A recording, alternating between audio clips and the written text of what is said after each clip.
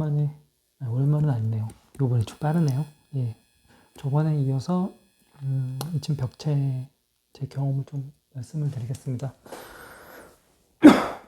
항상 말씀드리지만 저는, 전문 빌더도 아니고요. 처음 집 한 채 지어본 게 다고, 다만, 저 같은 일반인들이 살면서 집 지은 일은 평생에 한 번일 거잖아요. 그러니까 경험이 많이 부족하고, 그러다 보니까 시행착오를 많이 겪는데, 그래서 저는 제가 실수했던 것들 혹은 제 경험을 좀 말씀을 드려서 간접 경험하시고 이렇게 하는 경우도 있구나, 그냥 참고만 하시라고 말씀드리는 거예요. 예, 그냥 항상 말씀드리지만 참고만 하시길 바라겠습니다. 자, 시작할게요. 이 사진은 전에도 말씀드렸지만 그 자재 있죠? 자재를 옮기고 이런 거 굉장히 일이거든요. 만약에 현장에서 좀 멀리 떨어져 있으면 그것도 왔다 갔다 하는 것도 되게 일이고, 그러니까 그 자재를 최대한 효율적으로 현장 주변에 배치해라고 말씀을 좀 드리고 싶었어요. 10가지 룰에도 나오잖아요. 그러니까 사진을 보여서 다시 한번 말씀드립니다. 그러니까 가장 효율적인 위치에 고민을 하셔서 자재를 배치를 하세요. 이거 한 번 놓으면은, 뭐 어떻게 옮기려면 또 다 비용이고 시간이거든요. 그러니까 지게차 왔을 때 제일 좋은 장소를 미리 고민하셔서 놓으시면 될 것 같아요. 이거는 벽체를 스케치업으로 미리 모델링 해본 거고요. 항상 말씀드리지만 한번 모델링을 해보세요. 그러면 정말 시행착오를 줄일 수 있고 문제점이 뭔지 그런 거 알 수 있습니다. 반드시 좀 해봐야 될 거라 생각이 들어요. 그래서 사진 한 장 다시 끼웠고 이런 식으로 모델링 미리 다 하고 거기서 자재 프린트해서 저는 재단을 했거든요. 이렇게 하시면 되게 되게 편합니다. 되게 편하고, 예, 장점이 정말 많아요. 그러니까 다시 한번 말씀드리지만 스케치업을 꼭 공부하셔서, 예, 경험이 없으시다면 꼭 스케치업을 공부를 하셔서 미리 만들어 보세요. 굉장히 도움이 됩니다. 자, 이번 드디어 벽체를 작업을 하고 있죠. 여기도 보시면 스케치업으로 미리 뽑아서, 예, 요거를 토대로 요 벽체를 만들고 있는 거고, 이 아래 사진은 벽체가 쌓여 있잖아요. 요거는 뭘 말씀드리고 싶냐면, 내가 만약에 벽체를 세우는 순서가 있을 거 아니에요. 나는 A 벽체, B 벽체, C 벽체 순으로 하겠다. 만약에 그러면 제작은 C, B, A 순으로 하셔야 됩니다. 그래야지 A가 무슨 말씀인지 아시겠죠? A 벽체를 먼저 세우고 싶으면 이게 A가 되어야 되잖아요. 이게 B가 되고 이가 C가 되고, 그러니까 C를 먼저 하시고 B 하시고 A 만드세요. 뭐 당연한 건데 혹시라도. 왜냐면 이 2층만 돼도 공간이 되게 협소하고, 네, 그렇죠. 이 2층 공간 말고는 써먹을 수가 없잖아요. 허당이니까, 떨어지니까. 이게 대략 높이가 저희가 3m 정도 되거든요. 높이가. 근데 3m면 별거 아니잖아요. 왜냐면 자동차 보통 소나타급이 한 5m 되니까 되게 별거 아닌 것 같은데 올라가서 보면 후덜덜해요. 전문 빌더는 모르겠어요. 제가 쫄보라서 그런지 모르겠는데 굉장히 무섭습니다. 그래서 움직임도 최소화하는 게 좋고, 자재 같은 것도 큰 거 들고 막 이렇게 옮기는 게 굉장히 불안해요. 실제로 작업을 해보시면. 그래서 이런 것들 괜히 잘못하면 이거 다 들어서 빼고 올리고 막 이래야 되잖아요. 위치 바꿔야 되고. 그러니까 작업 순서 골조 할 때 골조 만드는 순서를 역으로 한다는 거 그거 참고하시면 될 것 같아요. 요거는 저희 뒤에 뒷벽체요. 보시면 아시겠지만 굉장히 작아요. 아니 짧아요. 벽체가 작은 게 짧죠. 왜냐면 저희는 있잖아요. 가중고 다락은 가중고가 있잖아요. 그죠? 평균 가중고 때문에 선택을 해야 되거든요. 이런 식으로 할 건지 이런 식으로 할 건지. 만약에 이렇게 되면 여기가 짧아지고 만약에 이렇게 되면 여기가 좀 길어지겠죠. 근데 이게 선택과 집중이죠. 지붕 물매를 몇 도로 할 것이냐 결국에는 그건데 여기서 좀 단순히 이 공간 그 움직일 수 있는 공간의 높이 사람의 평균 키에 고르한 높이도 중요하겠지만 여기는 뭐 그런 거잖아요. 뭐 다 아시겠지만 만약에 이러면은 여기는 좀 사람 다니기 좋겠지만 여기는 거의 불가능하겠죠. 상대적으로 이렇게 그려진 거지만 실제로는 이 정도 되겠죠. 여기도 좀 다니기 어정쩡하고 여기서 어정쩡한 거 되는 거고 얘는 여기는 괜찮은데 여기는 어정쩡한 거고 그러니까 뭐 이런 거 선택을 해야 되는 거기도 하지만 그런 것도 있지만 그 자재에 관한 것도 있습니다. 대략 그 물매 있잖아요. 각도. 이 각도가 제가 사용한 자재들은 정확하진 않나요? 제가 정확한 기억은 안 나는데 대략 17도에서 18도 정도였어요. 이 매뉴얼에서 얘기하는 최저의 물매가 그러니까 이 이하일 경우에 이 제품에 대해서 보증해 줄 수 없다 라고 되어 썼을 거예요. 근데 물론 이 각도는 정확하지 않습니다. 그래서 저는 이 각도에 맞추기 위해서도 물매를 제가 가지고 저희 집이 아마 18도 거예요. 아마 물매가. 그래가지고 제가 지붕재로 사용한 집보드나 그다음에 싱글 같은 경우 아마 18도였나? 아마 그랬을 거예요. 그래서 이거에 맞춰서 저는 이 각도를 하다 보니까 여기가 짧아진 거죠. 길이가. 물론 여기를 좀 많이 확보하자. 어차피 뒤는 버리고 여기를 많이 확보하기 위해서 물매 이렇게 한 것도 있긴 하지만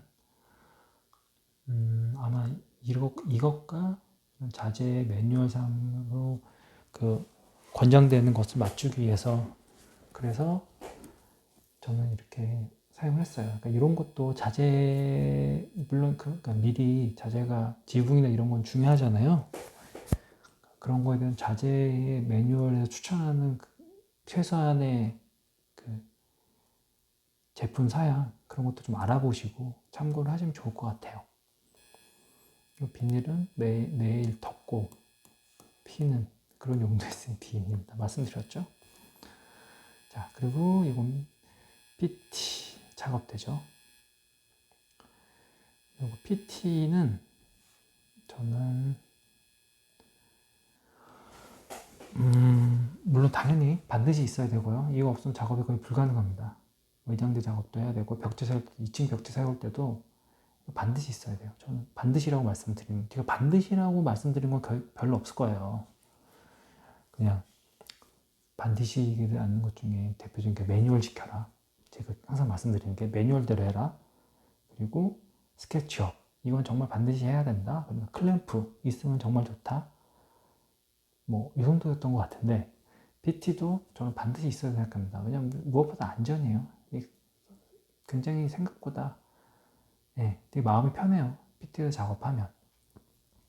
근데 이게 두 가지 있죠. 그러니까 임대할 수 있고 구매할 수가 있어요. 저는 이 8개 종가를 8개조를 50만 원에 아마 50만 원에 동네 분한테 얻었어요. 중고로 얻었는데 새거도 그렇게 차이가 많이 나진 않을 거예요. 좀 비싸게 반 셈인데 요거 그 가설제 하는데 보면은 요거 임대해 주거든요. 거기서 팔기도 합니다. 구매도 돼요. 임대하면 얼마 이렇게 알려주는데 이렇게 비싸진 않아요. 근데 그런 거죠. 이 작업 기간이 이게 딱 얼마다. 이걸 알면은 구매하는 거랑 뭐 이걸 고려해서 하시면 되는 거고, 당연히. 근데 이 비전문가는 이게 어디까지 갈지 모르잖아요. 작업 기한을. 그래서 저는 그냥 구매를 했어요. 뭐 얼마나 걸릴지 모르고. 그런데 역시나 오래 걸렸죠. 그래서 저는 차라리 구매한 게 더 남는 장사였던 거죠. 이거 있으면은 굉장히 효율적이고 작업 속도 빠르고 상대적으로 좋습니다. 다만 이게 설치 다 사서 여러 조를 사서 뺑 돌리면 제일 좋죠. 빨리 작업을 끝낼 수 있다고 한다면 좀 넉넉하게 주문해서 집을 뺑 돌려 쌓을 수 있을 정도로 한다면 되게 좋겠죠. 왜냐면 이걸 설치를 하고 다시 그 분해를 하고 계속 그래야 되거든요. 부족하면 당연한 건데 저는 그래서 전면하고 분해해서 측면하고 분해해서 뒷면하고 막 이렇게 했어요. 근데 그게 좀 단점이 이게 설치하는 게 조금 위험합니다. 분해하는 거랑. 예, 이게 좀 약간 좀 위험해요. 낮은 데는 상관이 없는데 3단만 돼도 위에서 이걸 분해하려면 예, 이거 뽑아야 되거든요. 뽑고 다시 끼고 뽑고 하는데 이 부분을 뽑고 여기다 맞춰서 다시 끼고 해야 되는데 3단만 돼도 전 조금 위험한 것 같아요. 그래서 다만 이 단점이 그거예요. 위험하다. 설치할 때랑 분리할 때가 좀 위험해요. 그러니까 그거 안전 염두에 두시고 항상 안전이 최우선입니다. 저는 다행히도 작업하면서 마무리할 때까지 사고는 안 났어요. 운이 좋았던 거죠. 어떻게 보면 제가 뭐 조심한다고 해서 사고가 안 나는 것도 아니고 조심 안 한다고 조심 안 하면 사고가 나죠. 저는 참 정말 운이 좋았어요. 운이 좋게도 사고는 안 났는데 항상 안전을 최우선으로 생각하시고 근데 다만 이렇게 설치와 분해 시에 좀 위험하다는 거 염두에 두시고 작업하세요. 저는 PT 작업 때는 반드시 필요하다 라고 생각을 해서 이렇게 이미지 한 장 보여드리고 요거는 중간 뒤쪽 벽체네요. 뒤쪽 벽체인데 이렇게 뭐 작은 거는 그냥 아래에서 작업을 했고요.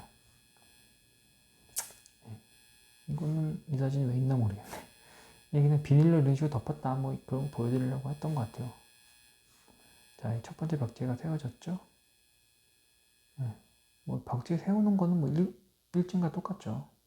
이게 제일 큰 고민은 이런 게 아닌데 제 맨 끝에 말씀드릴게요. 저의 제일 큰 고민은 뭐였는지 그건 나중에 말씀드릴게요. 영상 말미에 말씀드리는 게 나을 것 같아요. 그래서 이렇게 클램프로 여긴 아니구나. 잡아주고 수평자로 벽체를 세우면 됩니다. 클램프는 정말 좀 필수였다 생각해요. 여기도 미리 기밀막을 위해서 작업을 밑작업 해놓은 거고요. 밑에 보이시죠? 기밀막을 위한 밑작업. 이거는 중간 벽체예요. 이건 중간 벽체인데 장선이 이렇게 있으면 석가래겠죠 여기서는. 석가래가 이렇게 있으면 저희가 이 길이가 거의 7m가 넘거든요. 7m가 넘는데 7m 몇이더라 그럴 거야 아마. 근데 이런 자재가 없었어요. 그리고 스팬 값도 아마 안 나왔을 거예요. 그런 자재로는. 그래서 저는 중간을 볼을 하나 대고 벽체 하나 세운 거죠. 벽체 세우고 위에 끊었죠. 그리고 요만한 거 하나 그리고 요만한 거 하나 두 개가 이음이 되어 있는 거예요. 지금 요만큼씩 서로 보완이 돼서 두 개를 이었습니다. 그래서 얘가 중간에 장선의 이음을 받쳐줄 중간 벽체예요. 그래서 이건 중간 벽체 이미지고 그러니까 스팬 값을 고려해서 이런 것도 작업을 하셔야겠죠. 이건 아까 전에 말씀드린 대로 수평자를 이용해서 클램프와 스펀지를 이용해서 수직과 수평을 수직 잡고 있는 거죠. 목철주택에서 수평이 한 수직 불편이 뭐 기본이니까 요거는 미리 이음하기 불편하다 싶은 데는, 그러니까 이음이 안 된다 싶은 데는 미리 이런 식으로 기울막 작업을 다 해줬고요. 저희 집은 다른 건 모르겠는데 단열은 굉장히 잘 되는 편이에요. 잘 되는 편이고 그 방풍도 굉장히 잘 됩니다. 그 팬 같은 거 돌리면 창문 조금만 열어놓으면은 팬이 무리 없이 돌아가거든요. 근데 창문을 다 닫아놓으면 팬이 막 덜덜덜덜 거리는 거 있잖아요. 되게 힘들어하는 거예요. 팬이 모터 돌아가는 게.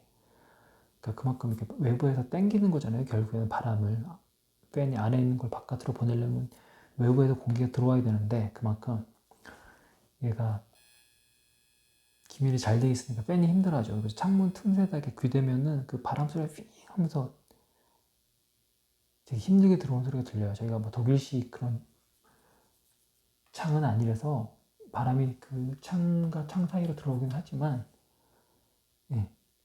어쨌든 얘 어떤 효과를 톡톡히 보고 있어요. 자기는. 되게 잘한 것 같아요. 아까 전에 그거고요. 이게 중간 벽체 위를 잡아주는 보예요. 이건 좀 오버예요. 오버 스펙. 굉장히 오버 스펙인데 굳이 이렇게 할 필요가 있었나 하긴 하지만 그래도 뭐 저는 좀 이렇게 하면 좀 더 튼튼하다고 지붕을 받쳐주는 어쨌든 기타 등등 생각해서 이렇게 했습니다. 근데 좀 오버예요. 이렇게 할 필요 없었는데 예. 3개에 이음하고 OSB로 해서 2개 맞췄거든요. 근데 좀 오버한 거 오버예요. 올릴 때도 굉장히 힘들었어요. 이게 10m가 넘으니까 10m죠 10m. 지금 10m 넘는 게 이게 10m가 좀 더 있는데 넘으니까 너무 무겁잖아요. 그래서 제가 끝에 잡고 살짝 들어 올리면 집사람이 이렇게 올리고 밑에다가 깔고 반대쪽 여기 가가지고 또 들면은 집사람이 토막 깔고 좀 이런 식으로 하나씩 올린 거예요. 들어가지고 조금 올려가지고 뭐 들면은 토막 넣고 토막 넣고 토막 넣고 토막 가지고 왔다 갔다 왔다 갔다 왔다 갔다 이런 식으로 해서 올렸어요. 그랬습니다. 여기도 작업해놨죠. 미리 기밀막. 네, 여기도 이런 식으로 밑작업. 그래서 벽체가 이제 다 올라갔네요. 벽체가 다 올라갔고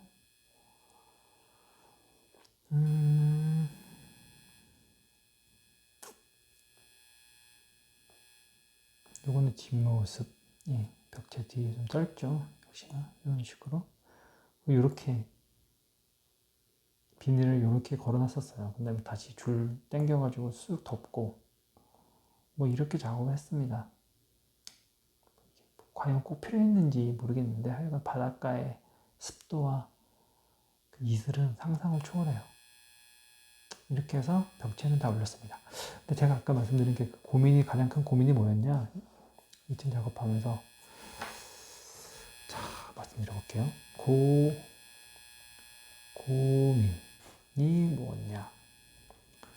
일단 바닷가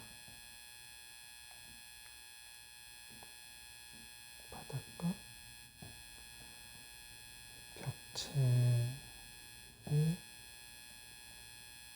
연결이었어요. 바닷가 벽체 연결.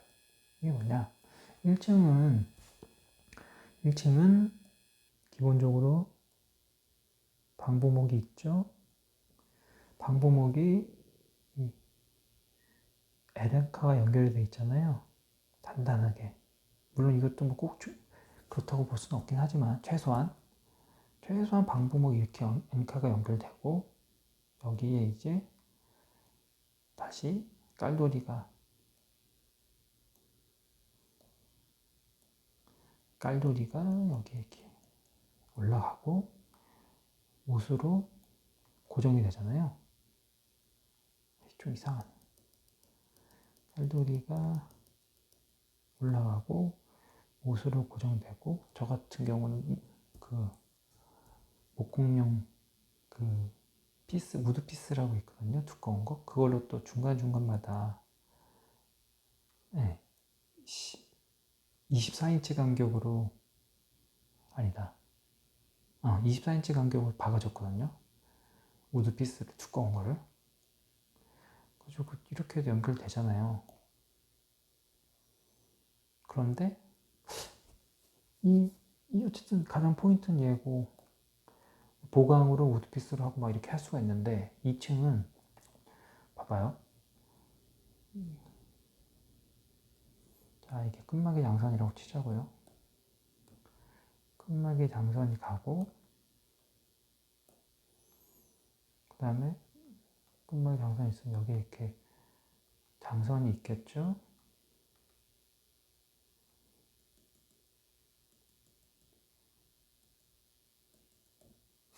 여기도 이렇게 장선이 있겠죠? 하여간 뭐 이렇게 있다고 치자고요. 그러니까 우리가 이 옆면 장선이에요. 옆면, 여기도 옆면이 되는 거죠. 여기가 윗면.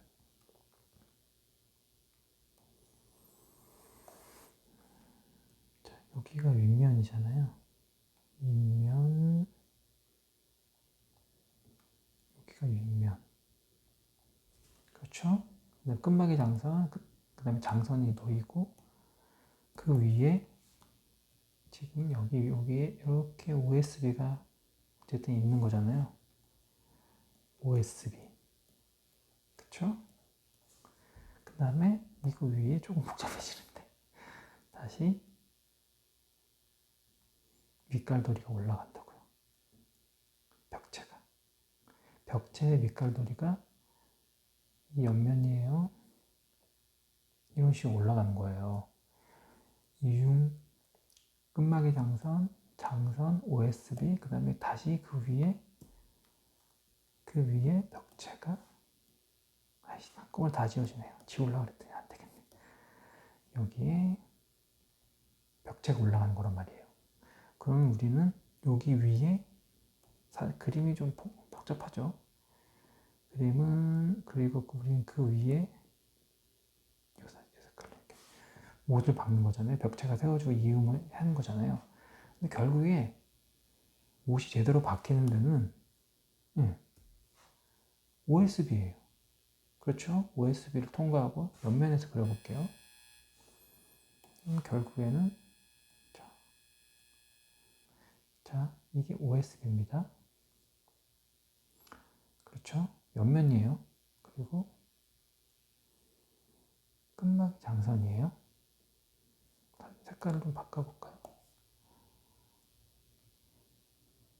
요거랑 똑같이 해야겠네. 자, 다시 할게요. 끝막이 장선.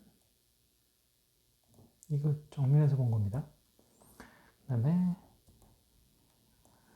16인치 간격으로 장선이 있겠죠.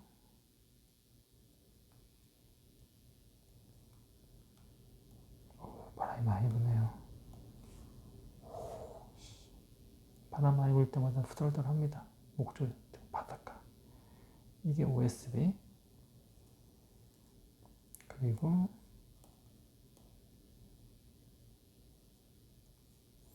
이게 다시, 아이고,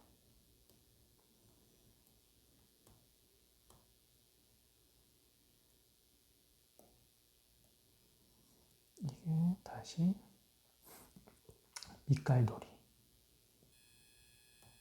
그렇죠. 그럼 이제 못을 박잖아요. 못을 박으면 어디 박히냐? 쭉 박히죠. 여기 박혀요. 기본적으로. 그렇죠. 끝막이 장선에 퉁퉁퉁퉁 박히죠. 매뉴얼대로. 그 다음에 박히는 게 어딜까요? 네, 여기 박혀야겠죠. 장선에. 그 다음에 또 어디에 박힐까요? 없어요. OSB 뭐 그거 바뀐다고 해서 힘을 얼마나, 홀딩 파워가 얼마나 나올 것이며. 그러니까 제대로 박을 수 있는 것은 끝막이 장선. 그다음에 장선이에요. 장선은 예, 기본적으로 16인치 간격을 했겠죠. 뭐 바구 쓰는 거는 예, 여기 근데 장선이 어디 들어갔냐 기본적으로 생각을 해보자고요. 스터드가 들어가야 되잖아요. 스터드의 위치가 곧 장선의 위치입니다. 그러니까 받기가 애매한 거예요. 스터드가 여기 서 있을 거 아니에요. 이 위치에 장선의 위치에 서 있을 거 아니에요. 아, 이렇게 들어가야 되는구나. 장선의 위치에 스터드가 서 있는데 못 받기가 힘들죠. 벽지를 세웠을 때 뭐 대각선으로, 그래서 물론 대각선으로 박겠죠. 대각선으로 박아가지고 못을 박는데, 그러니까 이게 과연 제대로 힘을 발휘할까? 이 못, 얇은 문 몇 개가 네. 그래봤자 9cm 정도인데 9cm 못이 몇 개 박힌 문에 해서 그러니까 2층이 아니면 이 고민이 없을 텐데 2층을 짓는다면 이게 굉장히 고민이었어요. 아니 문 몇 개로 버틸 수 있을까? 벽체가? 그리고 외부에서 OSB가 잡아주긴 하겠지만 그래서 제가 드리고 싶은 말씀이 이거예요. 이거의 정확한 해답은 뭐 있을 수 없겠죠. 여기다가 끝에다가 이제 못을 더 많이 박는 것과 장선 사이로 대각선으로 해서 장선에도 못을 박아주는 것. 예. 그리고 뭐 철문을 이용할 수도 있을 테고. 그러니까 여기에 대한 저는 뭐 그리고 나중에 OSB를 작업을 할 때 좀 더 강한 여기 못을 더 많이 박아준다든가 좀 더 촘촘하게 박아준다거나 해서 홀딩 파워 룹에서 풍압을 견딜 수 있게. 이건 결국에 바람을 대비한 거니까 이거에 대한 고민을 좀 해보셨으면 좋겠어요. 저는 이거에 대한 그런 고민으로 제가 한 거는 철물을 좀 더 외부에서 설치해줬어요. 철물을 좀 작업을 많이 해줬고, 그 다음에 끝막이 장선 쪽에다가 조금 더 촘촘하게 못질을 했어요. 매뉴얼보다 조금 한두 개씩 더 해준 것 같아요. 16인치 간격을 할 때 조금 더 많이 박아줬고, 대각선으로 장선에다가 못을 박아줬고, 그 다음에 OSB 작업할 때도 이음 부분에 고려해서 못을 조금 더 촘촘히 박았던 것 같아요. 몇 가지 작업을 해줬는데, 요거 작업하시는 분들도 만약 2층 작업을 하신다면 요걸 어떤 식으로 풀지를 미리 좀 고민을 해보셔야 될 것 같아요. 그래도 딱히 제가 어쨌든 한 거는 철물 작업이었거든요. 외부에서 철물로 이음을 해주는 거. 그게 가장 좀 효과적이지 않을까라고 했는데, 그래서 여기 목공용 나무용 우드피스 굵은 거 있거든요. 아마 그것도 중간중간 하나씩 박은 것 같아요, 저는. 그래서 이게 또 너무 많이 박아도 나무가 상하니까 그것도 뭐 권장할 수는 없는 것 같아요. 그러니까 그런 것들을 고려하셔서 이게 8cm 아니 8.9인가 9.2인가 아마 목 길이가 그럴 거예요. 제일 긴 게. 근데 해보세요. 이거 두께, 스터드 두께, OSB 두께. 그러면은 몇 cm 바뀌지도 않아요. 여기에 옷이 한 4cm 바뀌려나? 1.8에다가 3, 4cm 바뀌려나? 저 기억이 안 나네. 그러니까 얼마 안 박혀요. 홀딩 파워 뭐 나오면 얼마나 나오겠냐고요. 뭐 몇 개 박아서. 그러니까 얘기가 좀 길어졌는데 요거에 대해서 한번 좀 진지하게 고민해 보시고 보완책을 좀 생각해 보시는 게 좋지 않을까, 이 말씀을 좀 드리고 싶었어요. 자, 오늘도 다 아시는 얘기 들어주셔서 감사합니다. 다음에는 이제 지금 석가래 올리는 걸로 인사를 드릴게요. 안녕.